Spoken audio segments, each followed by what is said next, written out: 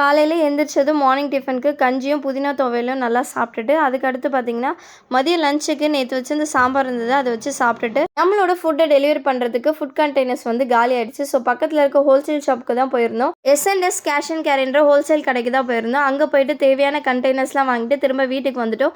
வீட்டுக்கு வந்ததுமே பார்த்தீங்கன்னா, பிரியாணி செய்ய ஆரம்பிச்சுட்டேன். ஃபர்ஸ்ட்டு மட்டன் எல்லாம் வாஷ் பண்ணி குக்கர்ல போட்டு வேக வச்சாச்சு. இன்னொரு சைடு வெங்காயம், தக்காளிலாம் வதக்க ஆரம்பிச்சுட்டேன்.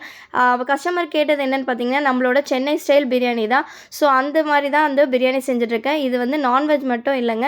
வெஜ்லேயும் உங்களுக்கு என்ன வேணுமோ கண்டிப்பாக நான் வீட்டில் எப்படி செய்கிறேனோ அதே மாதிரி செஞ்சு தருவேன்.